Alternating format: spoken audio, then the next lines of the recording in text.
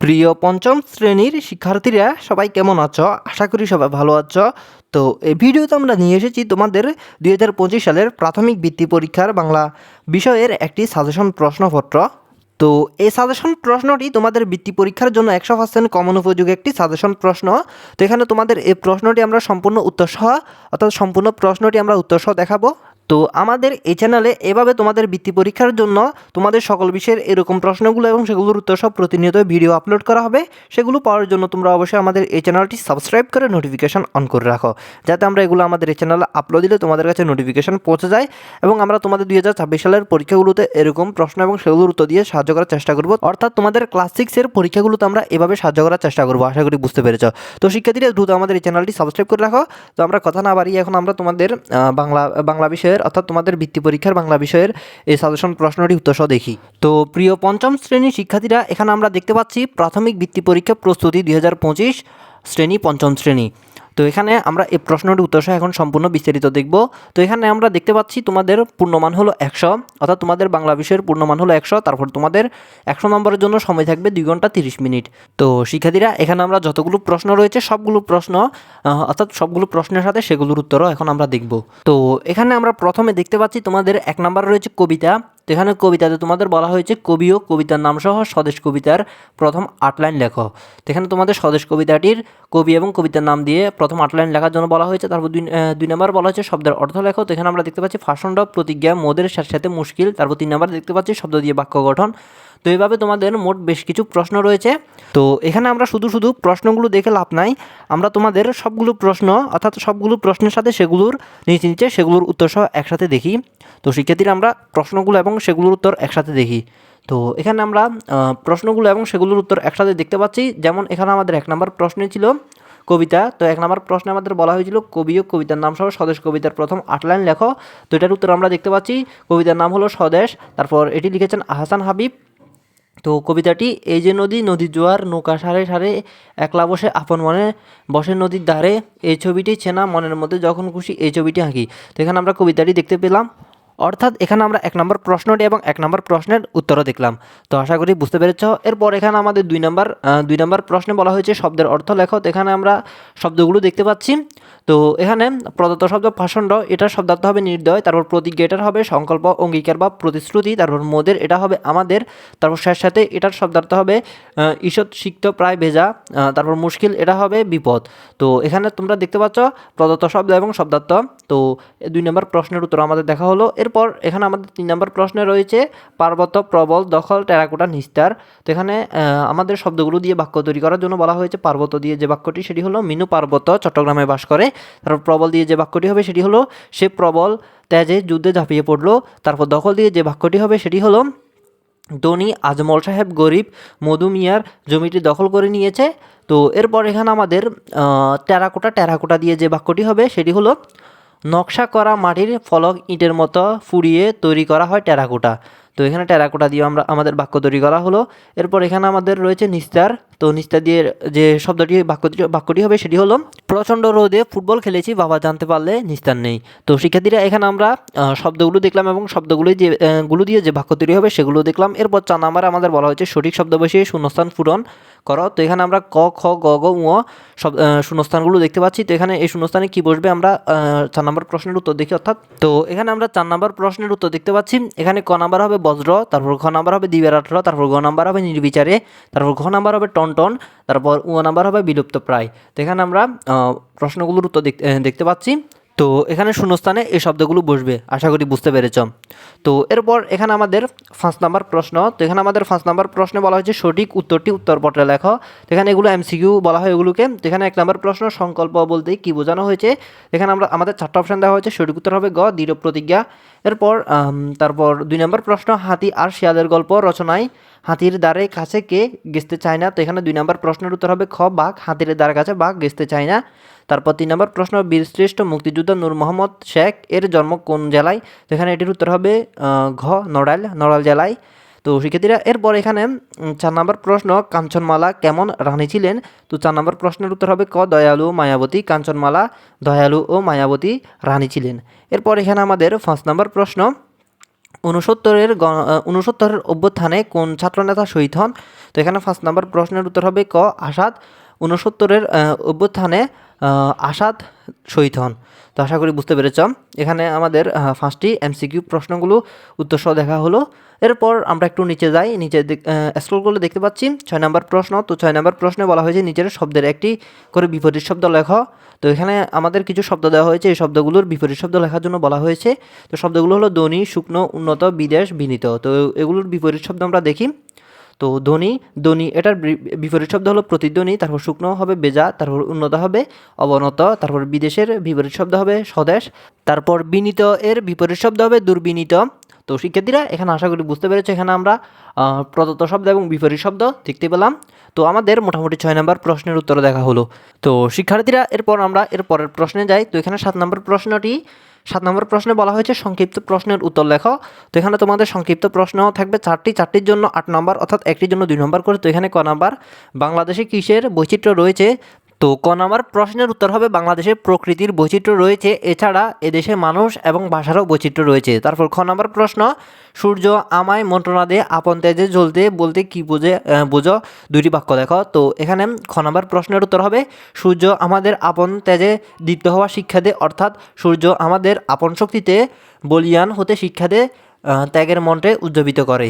তো শিক্ষার্থীরা এখানে আমাদের খ নম্বর প্রশ্নের উত্তর দেখা হলো। এরপর এখানে আমাদের ঘ নম্বর প্রশ্ন, স্বদেশ কবিতায় কি দেখে ছেলেটি দিন কেটে যায়? তো ঘ নম্বর প্রশ্নের উত্তর হবে মাঠের মানুষ মাঠে চলে যায় আর হাটের মানুষ হাটে যায়, এই দেখে ছেলেটির দিন কেটে যায়। তো এখানে আমাদের ঘ নম্বর প্রশ্নের উত্তর হলো দেখা হলো। এরপর ঘ নম্বর প্রশ্ন, মানুষের বিরুদ্ধে দোয়েল পাখি কী কী অভিযোগ করেছে? তো এটির উত্তর, মানুষ বনের গাছপালা কেটে সাফ করছে, মানুষ পাখি আর জীবজন্তু খায় ও দৌড়ে দৌড়ে খাঁচায় ভরে রাখে। তো শিক্ষার্থীরা এখানে আমাদের ঘ নম্বর প্রশ্নের উত্তর দেখা হলো। তো এখানে আমাদের মোটামুটি সংক্ষিপ্ত প্রশ্নগুলো এবং সেগুলোর উত্তর দেখা হলো। এরপর এখানে আমাদের 8 নম্বর প্রশ্নটি রচনামূলক প্রশ্নের উত্তর লেখো। তো এখানে আমাদের রচনামূলক প্রশ্ন থাকবে তিনটির জন্য 15 নম্বর, অর্থাৎ একটির জন্য 5 নম্বর করে।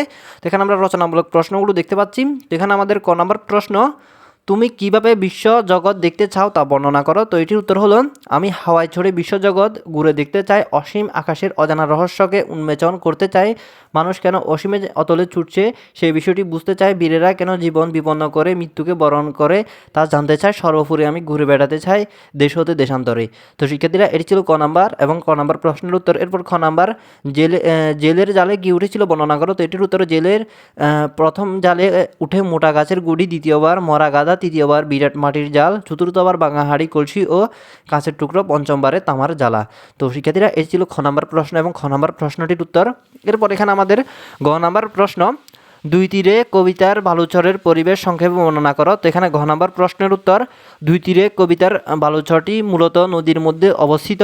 এ চরে শরৎকালে নির্জনতা দেখা যায়, এই নির্জন পরিবেশে ছকাছকি ঘর বাঁধে, চরের চারপাশে কাশফুল ফোটে, শীতের দিনে এখানে বিদেশি হাঁস বসবাস করে, আর কচ্ছপেরা নদী তীরে ধীরে ধীরে রৌদ্র পোহায়, সন্ধ্যার দিকে জেলেদের দু একখানি নৌকা ছড়ে বিটতে দেখা যায়। তো শিক্ষার্থীরা এটি ছিল ঘ নম্বর প্রশ্নটি এবং ঘ নম্বর প্রশ্নের উত্তর। এখানে আমরা তোমাদের 3টা প্রশ্ন উত্তর সহ দেখালাম। এই 3টা প্রশ্নের জন্য রয়েছে 15 নম্বর। তারপর 9 নম্বর রয়েছে কবিতার মূল ভাব। তো এখানে 9 নম্বর প্রশ্নে আমাদের বলা হয়েছে সংকল্প কবিতার মূল ভাব লেখো। তো এখানে আমরা 9 নম্বর প্রশ্নটার উত্তর দেখতে পাচ্ছি, অসীম বিশ্বকে জানার কৌতূহল মানুষের, কিশোরেরও তাই, সে জানতে চায় বিশ্বের সকল কিছুকে, আবিষ্কার করতে চায় অসীম আকাশের সকল অজানা রহস্যকে, সে বুঝতে চায় কেন মানুষ ছুটছে অসীম অতলে, বীরেরা কেন জীবনকে অনায়াসে বিপন্ন করে, কেন বরণ করে মৃত্যুকে, সে জানতে চায় দুঃসাহসীরা কেন উঠছে, তাই কিশোর মনে মনে প্রতিজ্ঞা করে যে সে আর বদ্ধ করে বসে থাকবে না, পৃথিবীটাকেও সে ঘুরে ঘুরে দেখবে। তো শিক্ষার্থীরা এটি ছিল 9 নম্বর প্রশ্নটি, সংকল্প কবিতার মূল ভাব। তো এখানে আমাদের 9 নম্বর প্রশ্নের উত্তর দেখা হলো, আশা করি বুঝতে পেরেছ। তো প্রিয় পঞ্চম শ্রেণীর শিক্ষার্থীরা, এরপর আমরা এর পরবর্তী প্রশ্ন 10 নম্বর প্রশ্নে যাই। এখানে আমাদের 10 নম্বর প্রশ্নে বলা হয়েছে ক্রিয়াপদের চলিত রূপ লেখো। তো এখানে আমরা দেখতে পাচ্ছি পাইতেছিল, চমকাইতেছে, শুনিয়া, বেড়াইয়া, পৌঁছাইতে। তো এগুলোর চলিত রূপ হলো, যেমন এখানে ফাইতেছিল এটা চলিত রূপ, পাচ্ছিল, তারপর চমকাইতেছে এটার হবে চমকাচ্ছে, তারপর শুনিয়া এটার হবে শুনে, তারপর বেড়াইয়া এটার হবে বেড়েতে, তারপর পৌঁছাইতে এটার হবে পৌঁছাতে, অর্থাৎ চলিত রূপ হবে পৌঁছাইতে। তো শিক্ষার্থীরা এখানে তোমরা দেখতে পাচ্ছ ক্রিয়াপদগুলো এবং সেগুলো চলিত রূপ। তো এখানে আমাদের 10 নম্বর প্রশ্নের উত্তর দেখা হলো। এরপর এখানে আমাদের 11 নম্বর প্রশ্ন বলা হয়েছে নিচের অনুচ্ছেদটি পড়ে কে কী কোথায় কিভাবে কেন কখন শব্দগুলোর একবার ব্যবহার করে প্রশ্নবোধক বাক্য তৈরি করো। তো এখানে আমাদের উদ্দীপকটি তিনি স্থির করলেন সাহাবীদের সঙ্গে নিয়ে হজ পালন করলেন। এই সংবাদ চারদিকে দ্রুত ছড়িয়ে পড়ল। নবীজি সাল্লাল্লাহু আলাইহি সাল্লামের কাছে সমবেত হলেন হাজার হাজার মানুষ। তাদের ইচ্ছা নবীজি সাল্লাল্লাহু আলাইহি সাল্লামের সঙ্গে হজ পালন করবেন। জিলকাত মাসের শেষ দিকে নবীজি সাল্লাল্লাহু আলাইহি সাল্লামের সঙ্গে তারা মক্কার পথে যাত্রা করলেন।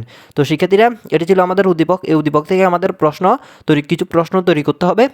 তো এখানে কীভাবে প্রশ্ন তোমরা তৈরি করবে দেখতে পাচ্ছ, কে কী কোথায় কীভাবে এভাবে তোমাদের প্রশ্ন তৈরি করতে হবে। যেমন এখানে ক নাম্বার কে সাহাবীদের সঙ্গে নিয়ে হজ পালন করতে চাইলেন, তারপর খ নাম্বার সাহাবীদের ইচ্ছে কী ছিল, তারপর ঘ নাম্বার কোথায় সমবেত হলেন হাজার হাজার মানুষ।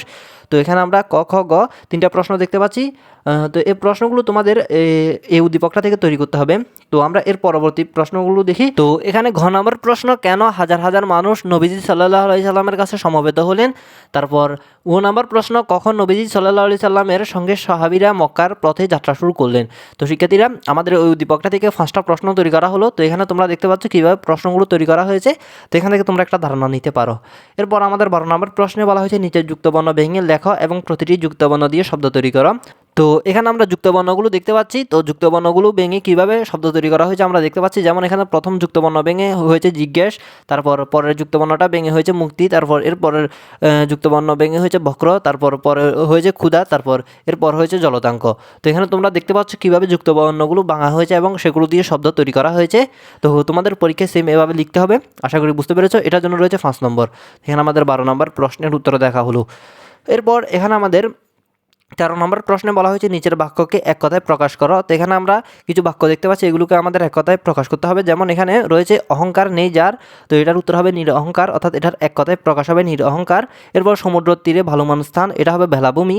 তারপর এক দেশ থেকে অন্য দেশ, এটা হবে দেশান্তর। তারপর কৌশলে বল কাটিয়ে নিয়ে যাওয়া, তো এটি হবে ড্রিবলিং। এটার এক কথায় প্রকাশ হবে ড্রিবলিং। তারপর মনের ইচ্ছা এটার এক কথায় প্রকাশ হবে শখ। তো শিক্ষার্থীরা এখানে মোটামুটি তোমাদের এক কথায় প্রকাশ এগুলোর উত্তর দেখা হলো প্রশ্নসহ। এরপর তোমাদের 14 নম্বর প্রশ্নে বলা হয়েছে ফরম পূরণ। তো এখানে একটা উদ্দীপক দেওয়া হয়েছে, মনে করি তুমি ভোলানাথ সরকারি প্রাথমিক বিদ্যালয়ের একজন শিক্ষার্থী কমল বা কাকলি। তোমার মাতার নাম হালিমা এবং পিতার নাম সাদেক। তোমার জন্ম 28 জানুয়ারি 2014। তুমি জাতীয় পুরস্কার প্রদান প্রতিযোগিতায় অংশগ্রহণ করতে চাও। এবার তোমার প্রয়োজনীয় তথ্যগুলো দিয়ে নিচের ফর্মটি পূরণ করো। তো এখানে তোমাদের এই তথ্যগুলো দিয়ে নিচের ফর্মটি পূরণ করতে হবে। তো এখানে আমরা ফর্মটা দেখতে পাচ্ছি, এই ফর্মটা তোমাদের উপরের ওই তথ্যগুলো দিয়ে পূরণ করতে হবে। তো তোমরা এখানে ভুলেও তোমাদের নিজেদের তথ্য দিবে না। এখানে তোমাদের উদ্দীপকে যে তথ্যগুলো দেওয়া হয়েছে তোমাদের সেম সেই তথ্যগুলো দিয়ে ফর্মটি পূরণ করতে হবে। তো এখানে ভুলেও তোমরা তোমাদের নিজেদের তথ্য দিবে না। তো এখানে তোমাদের যে উদ্দীপকটা থাকে সেই উদ্দীপক অনুসারে করতে হবে। তো এই উদ্দীপকটা তো চলে আসবে এমন নয়। তো এখানে আমরা দেখতে পাচ্ছি শিক্ষার্থীর নাম কমল বা কাকলি। তো তুমি যদি ছেলে হয়ে থাকো তাহলে এখানে লিখবে কমল, আর যদি মেয়ে হয়ে থাকো তাহলে এখানে লিখবে কাকলি। তারপর বিদ্যালয়ের নাম ভোলানাথ সরকারি প্রাথমিক বিদ্যালয়। তারপর 3 নম্বরে ক মাতার নাম হালিমা, তারপর খ পিতার নাম সাদেক। তো এখানে আবার বলতেছি তোমরা বলেও তোমাদের নিজেদের মা বাবার নাম লিখবে না। তারপর এখানে 4 নম্বর জন্ম তারিখ 28 জানুয়ারি 2014। তারপর 5 নম্বর সে যে বিষয়ে প্রতিযোগিতা করতে ইচ্ছুক। তো এখানে তোমরা দেখতে পাচ্ছ 100 মিটার দৌড়। তো এগুলো উদ্দীপক অনুসারে কিন্তু বসানো হয়েছে। আশা করি বুঝতে পেরেছ। তো এই প্রশ্নটার উত্তর তোমাদের পরীক্ষায় যে উদ্দীপক থাকবে সেই উদ্দীপক অনুসারে কমপ্লিট করবে। তো এটা একদম সহজ, তোমরা প্রশ্ন দেখে দেখে এই প্রশ্নটার উত্তর লিখে দিতে পারবে। তো এটার জন্য তোমরা 5 নাম্বার পেয়ে যাচ্ছ। আশা করি বুঝতে পেরেছ। তো শিক্ষার্থীরা এরপর তোমাদের সর্বশেষ প্রশ্ন, সবথেকে বড় প্রশ্ন সেটি হলো নিচের বিষয়ে 150 শব্দের মধ্যে একটি রচনা লেখো। তো এখানে তোমাদের 3টা রচনা থাকবে, 3টা রচনা থেকে যে কোনো একটি প্রশ্নের অর্থাৎ একটি রচনার উত্তর দিতে হবে। তো এখানে ক নাম্বার রয়েছে স্বদেশ প্রেম। তো এখানে স্বদেশ প্রেমের তোমাদের সংকেতগুলো হলো ভূমিকা, স্বদেশ সবারই প্রিয়, দেশকে ভালোবাসি কেন, যথার্থ স্বদেশ প্রেম, ব্যক্তির অবনতি, উপসংহার। তো এই পয়েন্টগুলো দিয়ে তোমাদের স্বদেশ প্রেম রচনাটা লিখতে হবে। তো আমি তোমাদের স্বদেশ প্রেম এই রচনাটা ধীরে ধীরে দেখিয়ে দিই। তো এখানে আমি তোমাদের রচনাটি পড়ে সময় নষ্ট করবো না। এখানে আমরা দেখতে পাচ্ছি ভূমিকা, তারপর দেখতে পাচ্ছি স্বদেশ সবারই প্রিয়, তারপর আমরা একটু নিচে স্ক্রল করলে দেখতে পাচ্ছি দেশকে ভালোবাসি কেন এই পয়েন্টটা, তারপর এর পরের পয়েন্ট যথাযথ স্বদেশ প্রেম, তারপর আমরা একটু নিচে স্ক্রল করলে দেখতে পাচ্ছি ব্যক্তির অবনতি, তারপর আমরা দেখতে পাচ্ছি উপসংহার। তো এটি ছিল তোমাদের স্বদেশ প্রেম রচনাটি। তো তোমরা অবশ্যই এই রচনাটি ভালোভাবে দেখে যাবে। এরপর তোমাদের খ নাম্বার রয়েছে শিক্ষা গুরুর মর্যাদা, অর্থাৎ শিক্ষাগুরুর মর্যাদা রচনাটি। তো এখানে আমরা সংকেতগুরু দেখতে পাচ্ছি ভূমিকা, শিক্ষকের অবদান, তারপর শিক্ষকের প্রতি দায়িত্ব ও কর্তব্য, তারপর উপসংহার। তো এখানে আমরা পয়েন্টগুলো দেখতে পাচ্ছি। তো এখানে আমি তোমাদের পয়েন্টগুলোর উত্তরসহ দেখাই। এখানে দেখতে পাচ্ছি ভূমিকা, তো ভূমিকা দেখতে পাচ্ছি, তারপর দেখতে পাচ্ছি শিক্ষকের অবদান। তো শিক্ষকের অবদানের আমরা কিছু অংশ দেখতে পাচ্ছি। এরপরের অংশ আমরা একটু স্ক্রল করে ওই পাশে যাই, যেখানে আমরা শিক্ষকের অবদান পয়েন্টটা দেখতে পাচ্ছি। এরপর এখানে আমরা দেখতে পাচ্ছি শিক্ষকের প্রতি দায়িত্ব ও কর্তব্য, এই পয়েন্টটা। তো আমরা সর্বশেষ একটু নিচে স্ক্রল করে দেখতে পাচ্ছি উপসংহার। তো এটি ছিল তোমাদের শিক্ষাগুরুর মর্যাদা রচনাটা। এরপর এখানে আমরা ঘ নাম্বারে দেখতে পাচ্ছি বিদায় হজ। তো বিদায় হজের রচনাটির আমরা সংকেতগুলো দেখতে পাচ্ছি, অর্থাৎ পয়েন্টগুলো দেখতে পাচ্ছি। তো শিক্ষার্থীরা এখানে আমি আবার বলি, এখানে তোমাদের মোট রচনা থাকবে তিনটা থেকে তোমাদের পছন্দ অনুযায়ী যে কোনো একটা প্রশ্নের উত্তর দিতে হবে। অর্থাৎ এই রচনা তিনটা থেকে তোমাদের যে রচনাটা সহজ লাগে, যে একটা রচনা সহজ লাগে, সেই রচনাটা তোমরা পরীক্ষায় লিখলে হবে। তো তোমাদের এগুলো আমি সাজেশন হিসাবে দিয়েছি, এগুলো তোমাদের পরীক্ষায় চলে আসবে আবার এমন নয়, তবে এগুলো থেকে তোমাদের পরীক্ষায় অবশ্যই কমন আসবে, আশা করি বুঝতে পেরেছ। তো এখানে আমাদের সংকেতগুলো ভূমিকা, শেষ হজ বা বিদায় হজ, শেষ ভাষণে মানুষের মর্যাদা দান, সুষম আহার ও বস্ত্র, বিদায় হজের ভাষণের শেষ কথা, উপসংহার। তো এখানে আমরা পয়েন্টগুলো দেখতে পাচ্ছি। তো এখানে আমরা পয়েন্টগুলোর উত্তর দেখি। তো এখানে প্রথমে রয়েছে ভূমিকা, তো এখানে আমরা ভূমিকা দেখতে পাচ্ছি। তারপর রয়েছে শেষ হজ বা বিদায় হজ, তারপর রয়েছে শেষ ভাষণ, তারপর আমরা একটু নিচে স্ক্রল করলে দেখতে পাচ্ছি ভাষণে মানুষের মর্যাদা দান, তারপর সুষম আহার ও বস্ত্র। তো এখানে আমরা পয়েন্টগুলো দেখতে পাচ্ছি। এরপর আমরা এখানে দেখতে পাচ্ছি বিদায় হজের ভাষণের শেষ কথা। তো এখানে আমরা বিদায় হজের ভাষণের শেষ কথা পয়েন্টটাও দেখতে পাচ্ছি। তো এরপর আমরা এর অপোজিটে দেখতে পাচ্ছি উপসংহার। তো শিক্ষার্থীরা এখানে আমাদের বিদায় হজ রচনাটাও সম্পূর্ণ দেখা হলো উত্তরসহ।